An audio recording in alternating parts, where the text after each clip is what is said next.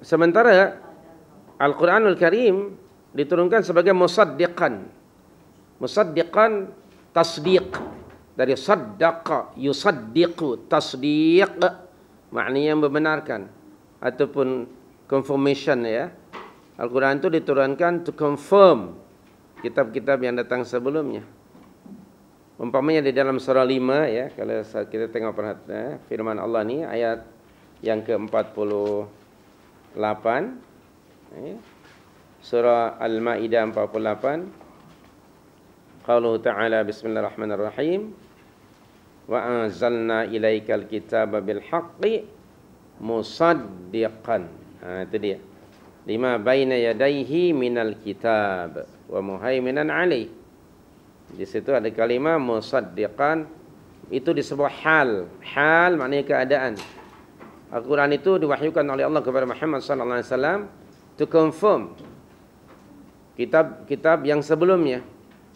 Sama ada Taurat, Injil atau apa lagi kitab yang lainnya. Baik. Ini menunjukkan bahawa kitab-kitab Allah itu saling membenarkan antara satu dengan yang lainnya. Dalam kitab Taurat ada berita tentang Rasul yang terakhir. Bahkan di dalam kitab Injil pun ada beritanya. Okay. So Taurat, menurut Dr. Wahbah Zuhaili, kalimat Taurat ini bahasa Hebrew. Taurat itu bahasa Hebrew yang maknanya syariat. Dalam bahasa Hebrew, Taurat bermakna syariat. Okay. Sementara Injil itu bahasa Yunani katanya. Kalimah Yunani itu Injil, yang maknanya at-ta'limul jadid awil bishari, pengajaran yang baru ataupun bisyarah, good news, glad tiding. Maka itu orang Kristen memanggilnya Taurat sebagai Old Testament, sementara Injil disebut New Testament. Itu mereka punya istilah. Dan di dalam Injil ada bisyarah. Maka Injil bahasa Yunani bermakna pengajaran yang baru atau bermakna bisyarah. Bisyarah bermakna good news, glad tiding. Ini kerana di dalamnya ada berita gembira yang disampaikan oleh Isa putra Maryam akan kedatangan seorang Rasul setelah dia yang namanya Ahmad. Allah pun merekodkan dalam surah 61 ya, ayat yang ke berapa? Yang ke-6 ke? Bismillahirrahmanirrahim. Wa idh qala Isa ibn Maryam ya bani Israel inni rasulullahi ilaikum musaddiqan lima baina yadayya minat taurat wa mubasysyiran bi rasulin ya'ti min ba'di ismuhu Ahmad. Itu surah yang ke-61 ayat yang ke-6 ya. Perhatikan Injil pun juga musaddiqan lima baina yadayya minat taurah. Jadi Injil pun mentasdiq ke Taurah. Demikian juga Al-Quran yusaddiqu, membenarkan kitab Injil, kitab Taurat, bahawa kedua-duanya adalah munazzalun min indillah. Kedua-duanya ada diturunkan dari sisi Allah dan wahyu yang diwahyukan Allah kepada Musa dan Isa.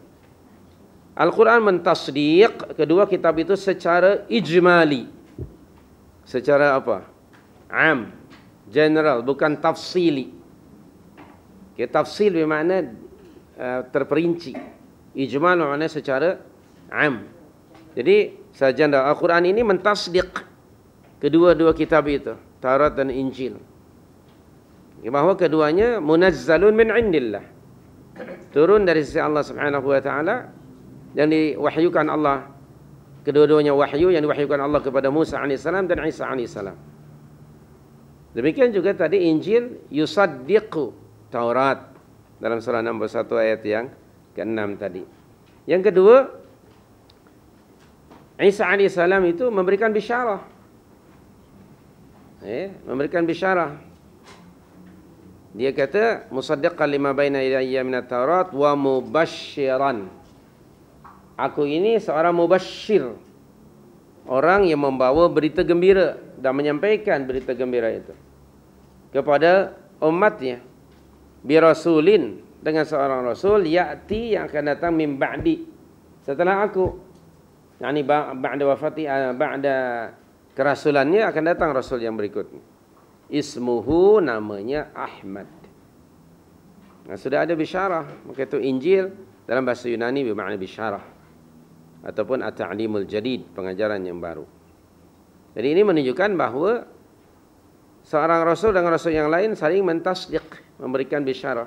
Kitab Allah itu juga saling yusaddiqu ba'duhu ba'dha, saling membenarkan antara satu dengan yang lain. Selama ia datang min indillah, ia tidak kontradik, dia tidak akan bercanggah.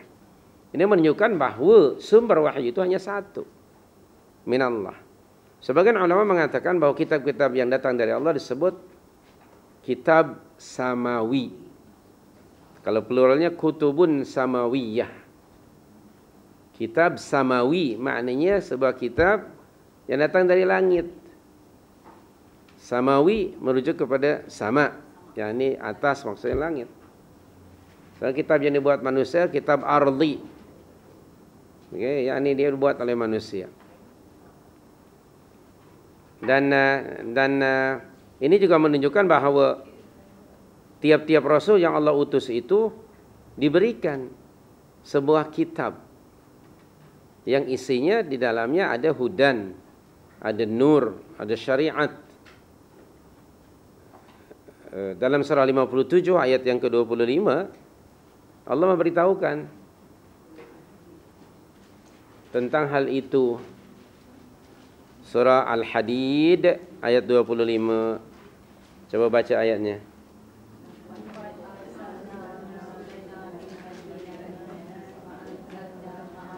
Wa anzalna ma'ahumul kitab. Itu dalilnya. Wa anzalna ma'ahumul kitab. Surah 57 25. Laqad arsalna rusulana bil bayyinat. Sungguh kami telah mengutus rasul-rasul kami dengan membawa al-bayyinat, keterangan-keterangan, atau bermakna al-mu'jizat, bermakna ad-dalail wal ayat, al-barahin wal hujaj. Kemudian juga wa anzalna ma'ahumul kitab, dan kami turunkan bersama mereka sebuah al-kitab, yaitu kitab samawi. Baik. Kita balik lagi pada surah Ali Imran, balik lagi surah Ali Imran ayat 3 dan ayat 4 tadi ya. Kemudian innal ladzina kafaru bi ayatillah, sesungguhnya orang-orang yang ingkar, yang kufur terhadap ayat-ayat Allah, terhadap ayat-ayat Allah. Yang dimaksud bi ayatillah di sini Al-Qur'an. Yang dimaksud ayat Allah di sini adalah Al-Quran Al-Karim. Lahum, maka bagi mereka akan memperoleh apa? Azabun syadid, wal'iyadzu billah, azab yang berat. Wallahu, dan Allah azizun, maha perkasa, dzul intiqam, lagi mempunyai balasan. Ayat 5, innallaha, sesungguhnya bagi Allah, la yakhfa alaihi syai', tidak ada satu pun yang tersembunyi, fil ardi, di bumi, wala fis sama, dan tidak pula di langit. Ayat yang ke-6, huwallazi yusawwirukum fil arhami kaifa yasha'. Dialah yakni Allah yang yusawwirukum, membentuk kamu. Yusawwiru bermakna menjadikan sesuatu di atas bentuk yang belum pernah ada sebelumnya. Menciptakan kamu dalam bentuk yang belum ada sebelumnya. Maha suci Allah, setiap insan berbeza. Kita punya apa? Tamrin ini subhanallahil karim. Ini aja sudah menunjukkan betapa maha kuasanya Allah. Okey, yusawwirukum fil arham. Al-arham jamak daripada rahim. Rahim wanita ya. dalam rahim, okey. Kaifa yasha, seperti mana sebagaimana yang dikehendakinya. La ilaha illa huwa, tidak ada ilah al-ma'bud bil haqq, melainkan dia al-aziz yang lama perkasa, al-hakim lagi maha bijaksana.